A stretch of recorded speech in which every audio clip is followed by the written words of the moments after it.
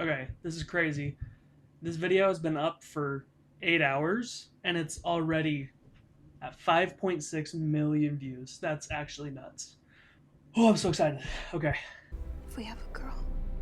Okay, after watching the first Dune 1 and Dune 2 movies, I forget that this is actually just a place that exists on planet Earth.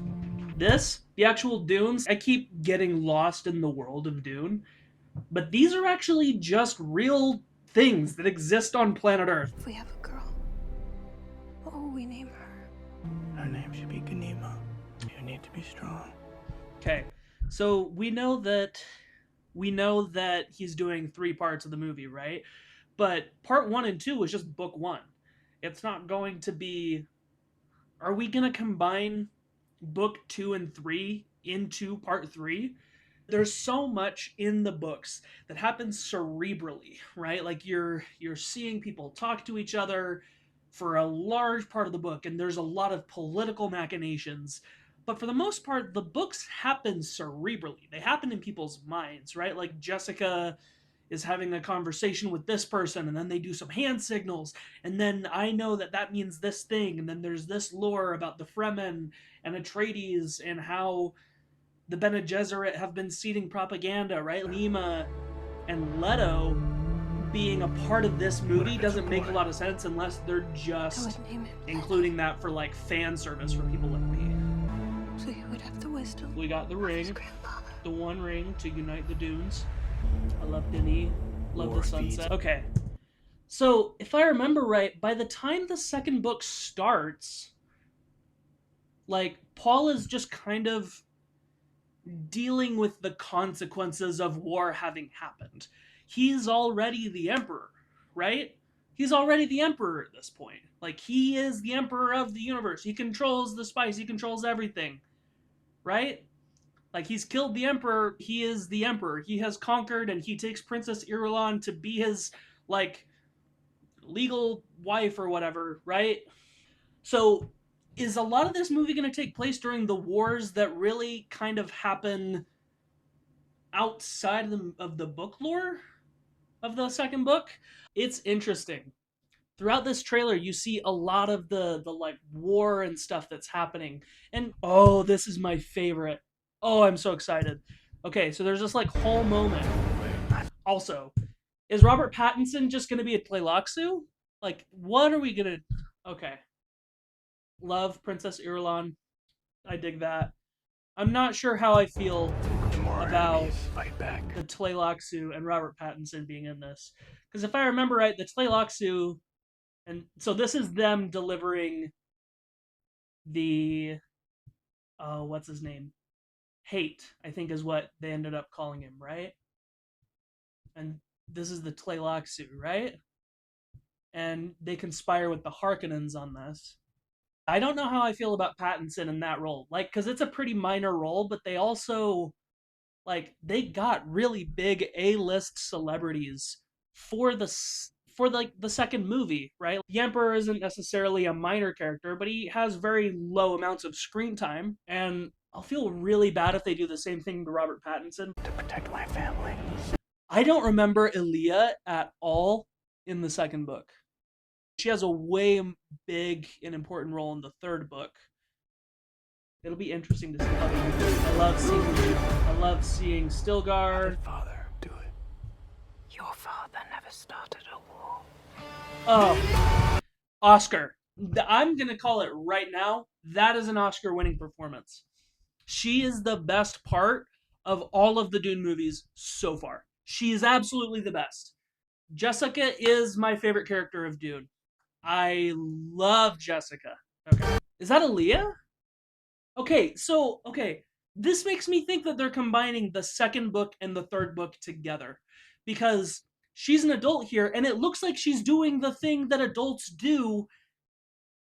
It looks like she's doing the thing that Aaliyah's doing in the third book where she is like Aaliyah is doing the thing where she is taking over the empire from Paul after he died. I would actually I think I'm on board. Denis, if that's what you did, if you combined Dune Messiah and Children of Dune together, I applaud you, sir. That is probably the right way to do it. I think taking the first book and turning that into 2 movies, genius. And then doing the opposite with book 2 and book 3, combining them, amazing. I love it. I'm peeking my microphone. Action shot with Halo. Oh, I love it.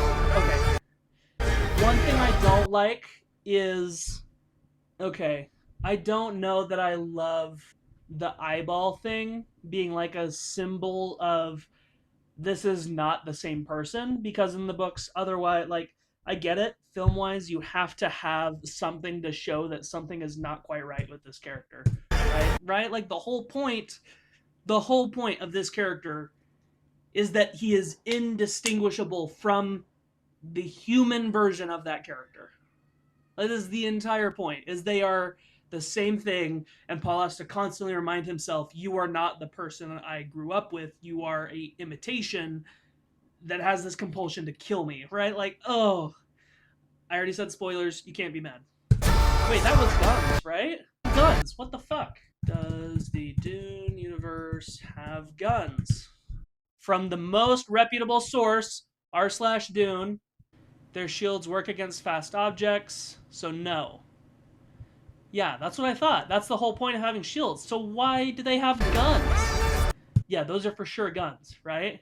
He's got a gun there. Okay, I don't love that. I don't love that. Because the whole point of shields being in the universe is that they make having guns kind of pointless. So guns go away in favor of closer hand-to-hand combat. Like, that's the whole justification for why hand-to-hand combat is used.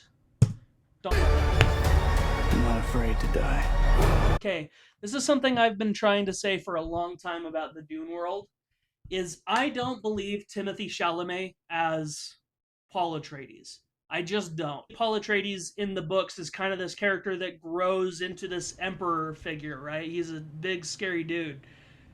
I didn't believe that Timothée Chalamet could pull that off, but this dead in the eyes face makes me believe it's possible.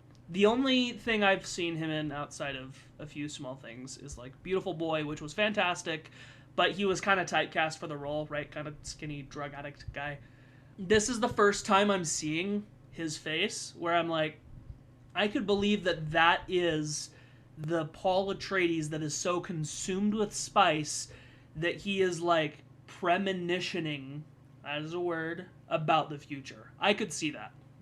Okay. But I must not die. Love the knife. Yet. Okay. There are some things that they do for fan service, absolutely, and the whole thing about Ghanima and Leto at the very beginning might just be fan service. That's also what they're doing with the last line here of the trailer. But I must not die. Yet. So people who've read the books, we know that Paul knows he's going to die. And he kind of knows the way in which he's going to die too, right? He can see the future. He knows that he's going to die. And so this is kind of a fun line as a communication to us to let us know, yes, this guy is definitely like seeing into the future and everything. I don't know how they're going to visually demonstrate that. That'll be cool.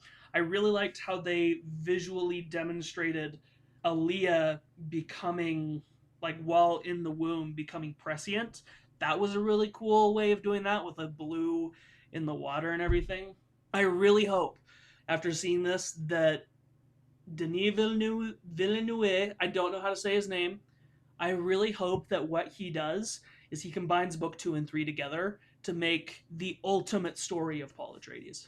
I actually don't think he will, but that'd be a really cool way to do this. I'm so excited. I'm so stoked. We're going to watch the next trailer when it comes out. Like, subscribe, comment.